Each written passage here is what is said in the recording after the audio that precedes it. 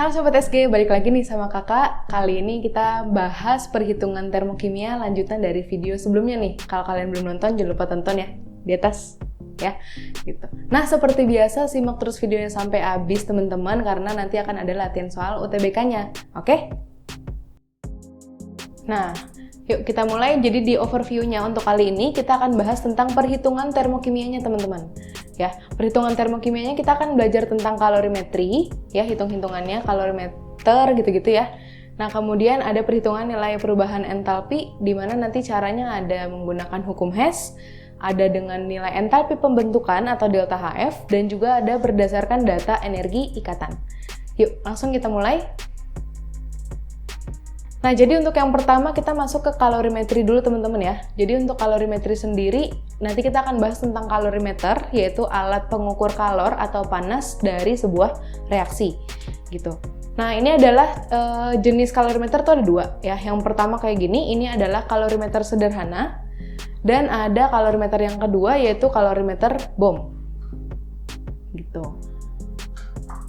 Oke, nah di kalorimetri ini teman-teman untuk perhitungannya sendiri seperti apa gitu kan? Ini dia akan mengacu pada asas Black gitu. Asas Black itu apa? Asas Black itu dia bilang bahwa kalor yang dilepas akan sama dengan kalor yang diterima gitu. Nah, kalor yang dilepasnya nanti akan berupa delta H atau perubahan entalpi dikalikan mol zatnya berapa gitu ya.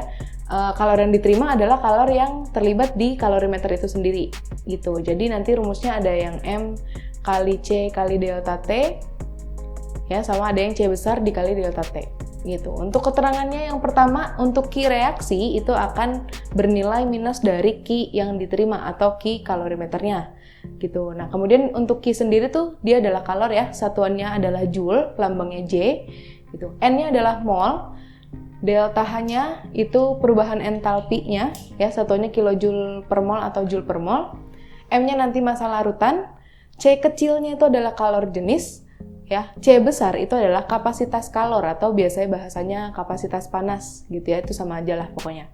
Sama delta T itu adalah perubahan suhunya, bisa dalam Celsius atau Kelvin gitu. Nah, supaya lebih kebayang kita langsung masuk ke contoh soal ya teman-teman. Nah, di sini ada kalor yang dihasilkan dari pelarutan CaCl2 yang mR111 di dalam air digunakan pada kantong penghangat P3K.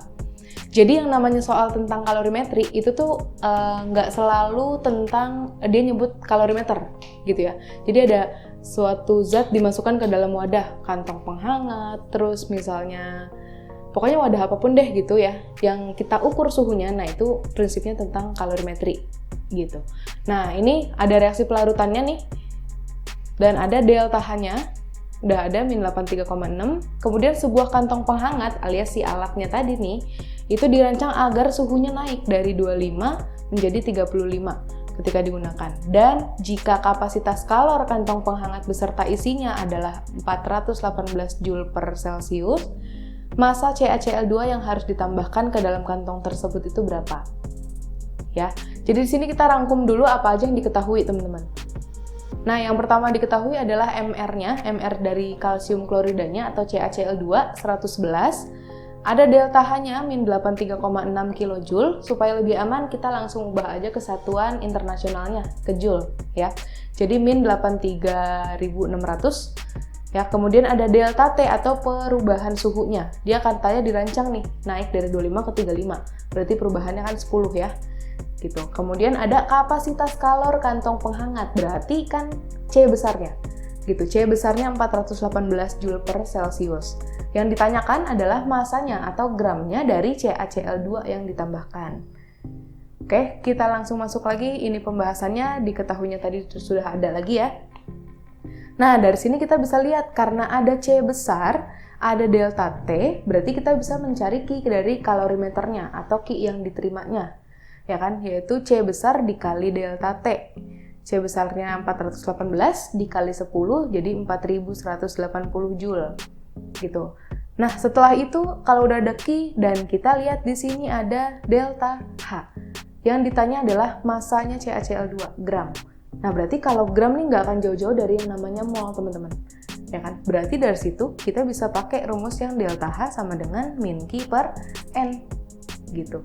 min Q per N, maka nanti N-nya adalah min Q per delta H, min dari 4180 dibagi dengan delta H-nya tadi yang udah kita ubah ke Joule ya. Jadi satuan juga penting, harus sama gitu. Nah, nanti hasilnya dapat 0,05 mol. Nah, udah enak kalau udah dapat mol, kalian tinggal masukin ke mol sama dengan gram per mr. Gitu, mr-nya udah ada. Berarti nanti maka untuk mencari gram, molnya dikalikan dengan mr aja, teman-teman. 0,05 dikalikan dengan 111.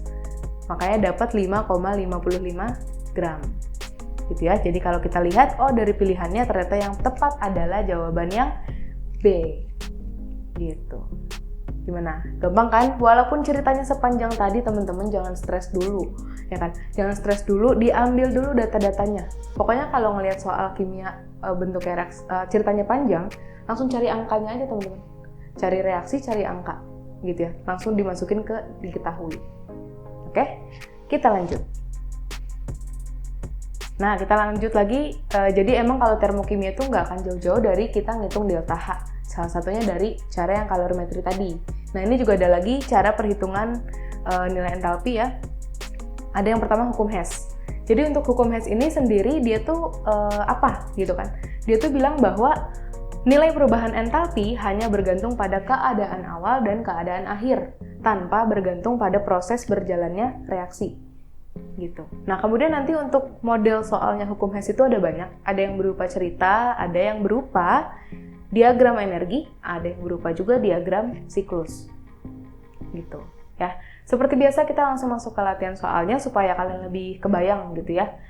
Yang pertama, nah kita cari yang bentuknya cerita dulu nih, gitu. Yang bentuknya cerita yang pertama ada X dan Y adalah dua unsur gas yang dapat membentuk senyawa X, Y dengan reaksi sebagai berikut. Jadi ada 3 reaksi di situ, ada delta H-nya semua, alfa, beta, gamma kilojoule, ya. Kemudian ada yang ditanyakan kalor sublimasi senyawa X, Y pada penaikan temperatur adalah. Nah, gitu. Jadi di sini bentuknya kalau ada beberapa reaksi, terus diminta mencari kalor reaksi untuk reaksi yang baru gitu ya, kalor reaksi sublimasi gitu kan. Itu berarti kita pakai cara hukum Hess. Nah, pembahasannya ini reaksinya tiga-tiganya sudah aku tulis lagi ya. Dan kita langsung lihat di keywordnya. Oke, ini keywordnya dia mau reaksi tentang apa? Gitu. Ternyata reaksinya yang diminta adalah kalor sublimasi. Nah, sublimasi itu perubahan wujud zat, ya kan? Dari apa menjadi apa? Nah, benar banget. Dari padat menjadi gas, gitu kan? Jadi kita bikin reaksi sublimasi si senyawa XY, alias reaksinya pasti kayak gini. XYS atau solid padat ya menjadi XY yang wujudnya G atau gas. Gitu. Nah, berarti ini adalah reaksi tujuan kita nih. Ya, XY padat menjadi XY gas. Kemudian langkah yang pertama adalah kalian lihat satu-satu dari mulai reaksi sini, reaksi reaktan ya, yang sebelah kiri. XYS. Nah, XY yang solid itu ada di reaksi keberapa, teman-teman? 1, 2, atau 3? Nah, di reaksi yang ketiga, ya kan? Nah, kalian lihat dulu, XY solid yang kita mau, yang tujuan kita adalah di sebelah kiri adanya. Sedangkan ini adanya sebelah kanan, cuy. Nah, kalau dia ada di sebelah kanan, berarti reaksinya perlu kalian balik. Gitu. Nah, kemudian XY yang kita mau, XY solid yang kita mau, selain di sebelah kiri, kita mau ada 1. Sementara yang di reaksi 3 adanya di kanan, udah mah di kanan, 2 lagi. Ya kan? Berarti reaksi yang ketiga ini kesimpulannya, kalau mau kita rangkum gitu ya, itu dia harus dibalik dan dibagi 2. Nah, jadinya gini. Set, jeng-jeng. Ya, XY solid menjadi XY2 tambah Y2. Nah, kalau reaksinya dibalik dan dibagi 2, itu delta H-nya akan berubah tanda. Akan berubah tanda jadi min setengah gamma gitu ya. Nah, kemudian selanjutnya, nah yang XY gas, dia ada di reaksi ke pertama nih. Gitu, ada di reaksi pertama. Kemudian dia sudah di kanan, ya kan? Udah sama-sama di kanan, tapi jumlahnya ada 1. Gitu, berarti reaksi yang pertama hanya perlu kita tetap dan hanya perlu dibagi 2 aja. Gitu, berarti nanti jadi seperti ini, delta H-nya tetap positif, gitu ya, tapi tinggal dibagi 2. Nah, kalau udah tinggal kalian jumlahin, kalian cek, kalian bisa coret-coret yang ada di kiri dan di kanan kalau memang senyawanya itu sama. Tujuannya buat apa? Biar kalian tuh pastiin gitu, reaksi yang kalian dapetin udah sesuai belum dengan reaksi tujuan. Gitu ya. Nah, nanti di sini kelihatan banget tuh X2 sama Y2-nya bisa kalian coret.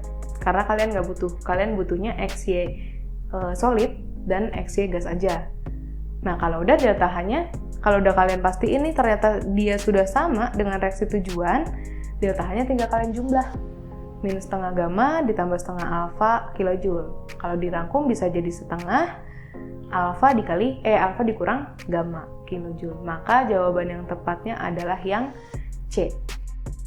Nah, ini adalah dua contoh ya tentang hukum Hess. Ini bisa dalam bentuk diagram energi dan juga bisa dalam bentuk diagram siklus. Nah, untuk yang diagram energi dulu nih, misalkan dia bentuknya kayak gini ya. Jadi ceritanya dari reaktan awal A mau menjadi B, gitu ya, dia harus lewat C dulu. Nanti A menjadi C, dia besar delta H-nya delta H1, C menjadi B-nya delta H2.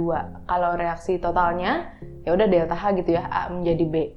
Berarti nanti kalau dirangkum, kalau misalkan mau cari delta H-nya, A menjadi B, itu tinggal delta H1 ditambah delta H2. Gitu. Nah, untuk diagram siklus cuman beda bentuk aja teman-teman, namanya juga siklus ya, jadi pasti dia ketemu terus gitu ya, melingkar gitu. Nah, ini sama, ceritanya dari A mau jadi B gitu kan, dari A mau jadi B, dia harus lewat C dulu. Nah, yang ke C-nya delta H1, C ke B-nya delta H2, terus A menjadi B-nya delta H, berarti delta H-nya sama, delta H1 ditambah delta H2, gitu. Oke, kita lanjut lagi. Sekarang kita masuk ke nilai entalpi pembentukan. Jadi gimana cari nilai delta H reaksi berdasarkan entalpi pembentukan setiap senyawanya, gitu ya. Nah, nanti rumusnya adalah delta H reaksi itu adalah jumlah delta HF produk dikurang reaktan. Kalian kalau susah ngafalinnya, produk itu pasti sebelah kiri ya.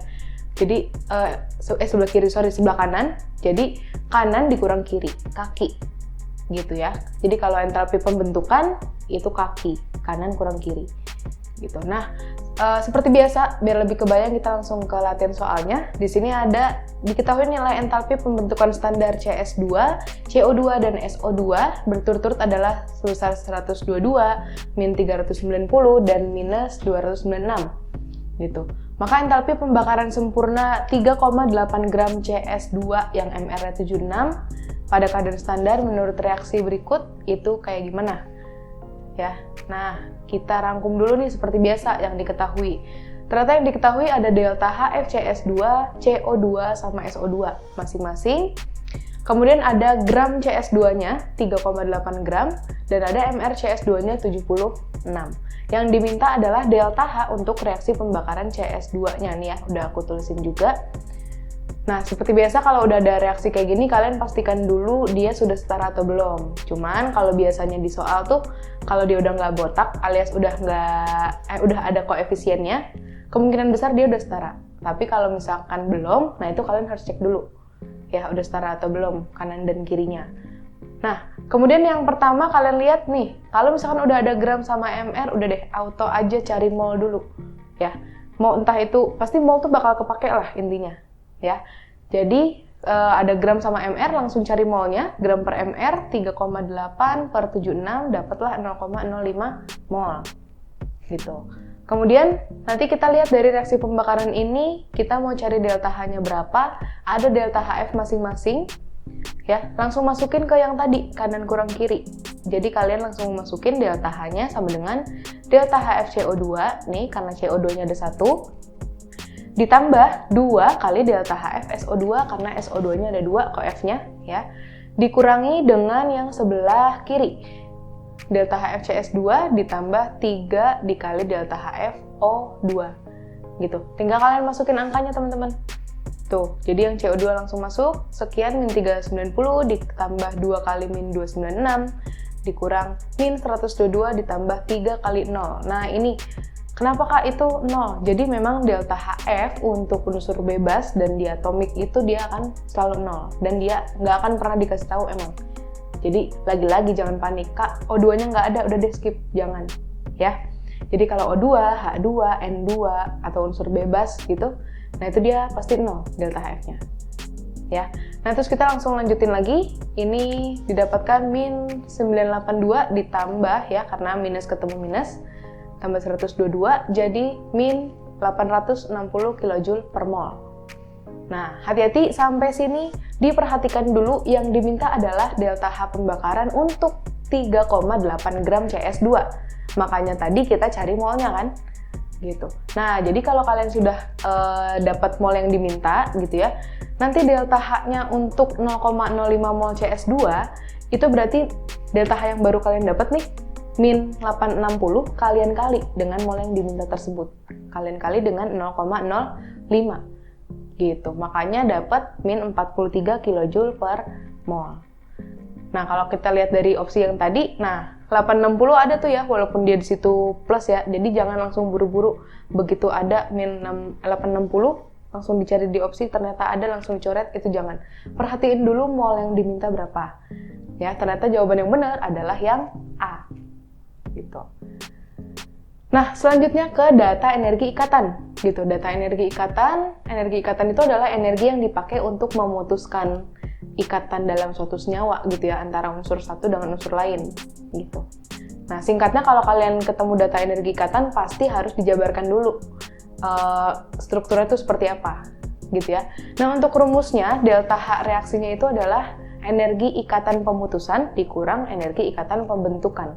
Dimana kalau pemutusan ya berarti dia pasti reaktan ya, kalau pembentukan ya berarti produknya gitu kan. Jadi kalau ada data energi ikatan itu kiri kurang kanan, KIK gitu ya. Kebalikannya sama yang delta HF tadi gitu. Nah, langsung ke contoh soal lagi ya. Ini ada data energi ikatan rata-rata dalam tabel, ada C rangkap 2C, CH, CC, dan H dan CL gitu ya. Kemudian jika entalpi reaksi ini, reaksi CH2CH2 tambah HCl menjadi CH3CH2Cl adalah sekian, min 48 kJ per mol, energi ikatan rata-rata C dengan Cl adalah. Nah, berarti ada satu energi ikatan rata-rata yang belum tahu nih berapa, gitu ya. Nah, seperti biasa, kita tulis lagi, oh reaksinya seperti ini, delta H keseluruhannya udah ada. Gitu. Berarti delta H reaksinya udah ada, kita cari delta energi ikatan salah satunya, gitu ya. Nah, kayak yang aku bilang tadi, kalau energi ikatan berarti kalian harus ngejabarin dulu nih reaksinya. Nah, ketika dijabarkan kayak gini, jadi nanti C-nya rangkap 2C ya, kemudian H-nya ada 2 masing-masing. Nah, kalian gambarkan ikatannya H dengan Cl, kemudian CH3CH2Cl berarti nggak ada rangkapnya ya. C, terus ada Cl, H-nya ada di sini CH2, di sini CH3, delta H-nya sekian. Nanti kalian rangkum tuh, sebelah kiri ada ikatan apa aja sih, sebelah kanan ada ikatan apa aja, gitu. Nah, kita masuk ke rumusnya, delta H reaksi, jumlah energi ikatan reaktan dikurang yang produk. Nah, di reaktan kita bisa lihat bahwa ada 4 ikatan C dengan H, nih, 1, 2, 3, 4, ya. Kemudian ikatan C rangkap 2C, ada 1, kemudian ada ikatan H dengan Cl. Jadi semua yang ada di kiri itu kalian rangkum ada apa aja dari ikatannya. Gitu ya. Nah, kemudian yang produk ada ikatan CH-nya ada 5, 1, 2, 3, 4, 5. Ada ikatan C dengan C tunggal, 1. Ada ikatan C dengan Cl, 1. Gitu ya. Nah, nanti kalian tinggal masukin angkanya dari yang diketahui tadi. Delta H reaksinya udah ada nih, min 48, ya kan? Terus masukin 4 kali 412 untuk CH, sekian untuk C rangkap 2C, HCl-nya sekian, ini juga udah masuk, C dengan CL-nya yang ditanyakan. Gitu, berarti nanti jadinya min 48 sama dengan, ini udah di total ya, 2683 dikurang yang sebelah kanannya, sebelah produk, itu 2405 ditambah CCl. Maka nanti kalau kita keluarin dari si kurungnya, CCl-nya jadi minus ya sebelah sini, tinggal pindah ruas tuh, CCl-nya jadi 2683 dikurang 2405, min 48-nya pindah ruas jadi positif 48, dapatlah 326 kJ per mol gitu. Nah, maka dari opsi yang ada ternyata jawaban yang tepat adalah yang B. Nah, oke teman-teman, itu dia tadi pembahasan kita tentang termokimia ya, dari mulai pengertiannya, jenis reaksi endoterm eksoterm, terus sampai ke perhitungannya. Oke, Nah teman-teman, jika kalian ngerasa video ini bermanfaat, jangan lupa di subscribe, like, komen, dan share ke teman-teman kalian supaya pinter bareng-bareng ya gitu. Dan ingat jangan panik, termokimia itu gampang gitu ya. Nah yaudah sampai sini dulu teman-teman, sampai jumpa lagi.